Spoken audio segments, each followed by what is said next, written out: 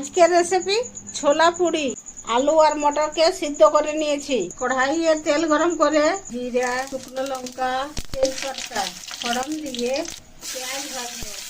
পেঁয়াজ ভাজা হয়ে গেছে, এরপরে আদা, রসুন, জিরা গোলকি আর কাঁচা লঙ্কা বাটা, একটু জল, হলুদ, কাশ্মীরি লঙ্কার গুঁড়ো দিয়ে আর মশলাটাকে ভাজিয়ে নিব। মশলা ভাজা হয়ে গেছে, এরপরে একটা টমাটর, পরিমাণ মতো নুন দিয়ে টমাটরকে ভাজিয়ে নিব। টমাটর ভাজা হয়ে গেছে, সিদ্ধ করে রাখা আলু আর মটর দিয়ে দিচ্ছি। দিয়ে আর মশলার সঙ্গে আলু আর মটরকে ভাজিয়ে নিব। এরপর ছোলে মশলা 1 চামচ দিয়ে আর ভাজিয়ে নিব। এই যে ভাজা হয়ে গেছে, এরপরে জল দিয়ে দিচ্ছি। জল দিয়ে আর ফুটতে দেব। এরপর গরম মশলা বাটা দিয়ে দিচ্ছি আর ধনিয়া পাতা দিয়ে এই যে ছোলা বনে রেডি। এরপর নামাই